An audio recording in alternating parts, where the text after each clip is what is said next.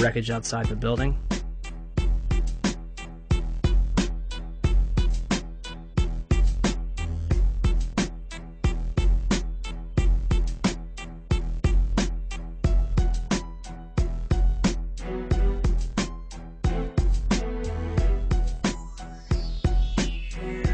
and eyewitness testimony.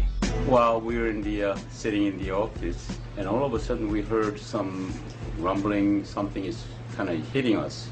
Very imminent things could happen. So we look at each other, and it really, the noise is unbearable.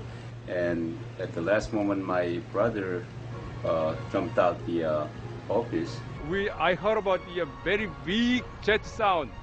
Looks like just up to here. I just look at the outside, big black wings coming that way. And then I just running out, and then, 2-3 seconds, boom! We're used to seeing planes. Maybe a 20-passenger corporate jet, no markings on the side. I saw a plane going down, big plane, commercial liner type. And I saw this jet coming in, and it was really low, and it was an American Airlines jet. You could read the AA on the side, silver fuselage. This particular plane was awful low, and as we were coming down on a 395, it came across in front of us, and it was low. Coming in at a shallow angle like it was landing right into the side of the Pentagon. It just happened. It was really amazing. Huge explosion. So you actually saw the plane impact the side of the building? Yes, I did. Just one plane? Just one plane.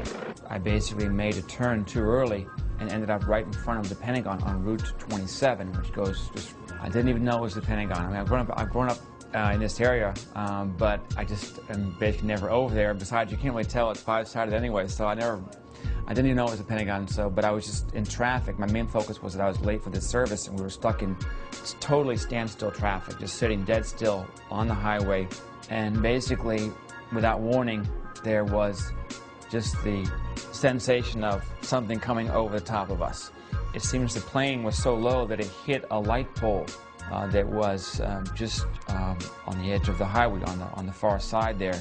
Before it came over the highway, it clipped this pole, which I heard ended up being knocked over and hitting a taxi, which was near my car. Okay, my name is Lloyd England. 9/11, I was driving my car on my way home. This airplane flew over top of my car. It was real close. Something, glass, a loud noise happened, and the pole came through the dashboard, right through the car. I stopped the car in the middle of the street. It didn't stop straight, it stopped at an angle. As far as the plane went through, it didn't come back in until I stopped the car and got out. Then I looked for the plane. There was no plane, but it was quiet. If had nobody seemed to have indicated where something happened, I wouldn't have known. And I was there. I mean, I'm there. And the plane, the wing spread would have been from that house, maybe halfway in my house. And the big wing, the big motors underneath of them. And nothing was left out? Those that think a 757 did not hit are fueled by the damage to the building and lack of large structural debris outside. Particularly, the lack of damage from the wings and vertical stabilizer, and the fact that those objects, as well as the engines, were never fully recovered. Is there anything left of the aircraft at all? First of all, the question about the aircraft, there are some small pieces of aircraft visible from the interior during this firefighting operation I'm talking about, but not large sections. In other words, there's no fuselage sections and that sort of thing. They said it was a plane, and I didn't see any pieces of any plane, and I couldn't believe that a plane hit the building. There are numerous parts to a 757 that are virtually indestructible. To date, we have not seen a single piece positively identified as Flight 77's. The fact that an exit hole inside the Pentagon is not explained by any official report on the attack. The fact that there was no impact damage on the lawn. And the fact that out of the videos that have been released, none of them clearly show a 757. The outer wall will collapse 20 minutes later, leaving a hole approximately 70 feet wide. What hit the building may be important. However, our focus should be on why it was hit in the first place. The section hit was the headquarters of Naval Operations, Naval Intelligence, and the Navy Command Center. Army personnel were also killed. A number of accountants and budget analysts were also present at the time and killed in the attack.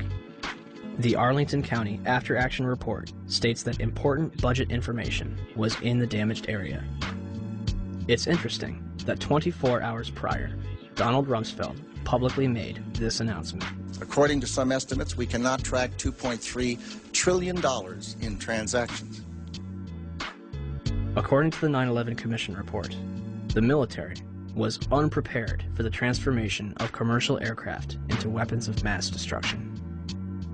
Counterterrorism forecaster Marvin Citron authored a report in 1994 for the Department of Defense, warning of Washington's vulnerability to terrorist attack. We predicted a plane could have crashed into the Pentagon. That's about as specific as you can be. If you made a right turn at the Washington Monument, you could hit the Pentagon. A left turn, you could hit the White House.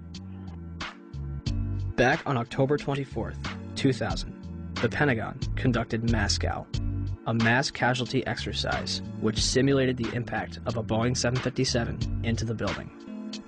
I'm very curious, and as time goes by, it makes you more curious as you have time to dwell on the details and all the information that's becoming available.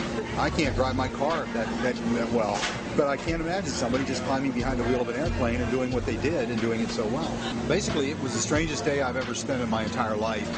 It was like in slow motion. I get chills every time I hear the audio. Physically, I swear I get chills every time I watch the video. I can feel the heat. I can smell the fuel, or I can smell the burning. There's been a lot of curiosity, I think, in time, and even for me, who was there. I still have questions of, did I really see what I think I saw? You know, when you're led to believe and you think you believe what you think you saw, I think that you begin to buy into it. But the more you dwell on it and the more the evidence comes forward, the questions get larger and larger and larger. I'd like some conclusion. I mean, I'm sure the families would, and I'm sure the military knows a lot more than we do in the government. But I'm just astounded that they don't share more of the information that's available. If the government was 100% forthcoming and wanted to squelch any doubt as to what happened, why have they controlled the evidence so strongly? Why is there no positive identification of Flight 77?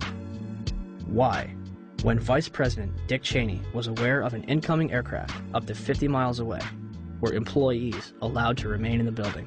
Had a single alarm gone off inside the Pentagon, 125 people would be alive today, and hundreds more would not be suffering.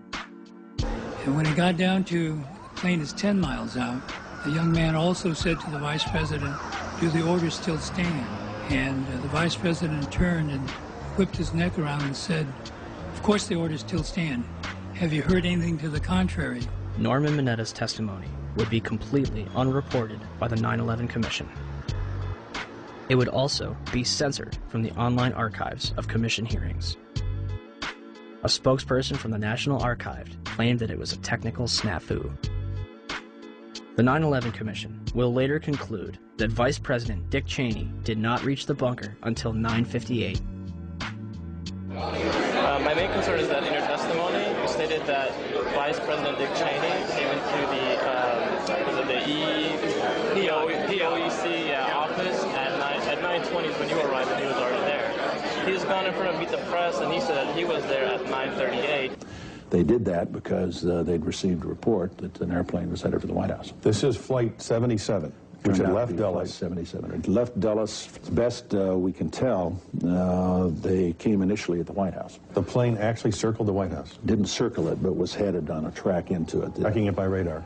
And when it entered the danger zone and looked like it was headed for the White House was when they grabbed me and evacuated me to the basement. The plane obviously didn't hit the White House, turned away and we think flew a circle and came back in and then hit the Pentagon. Yeah, the 9/11 Commission report puts in there at 9:58 that morning. 58? Yeah, I don't know if you got a chance to read it, but it puts in half an hour later. So I don't mean to ask a rhetorical question, but to the best of your recollection, was Vice President Dick Cheney already there at 9:20? The flight you're referring to is the flight that came into the Pentagon. This was before before American Airlines went into the Pentagon. Yeah.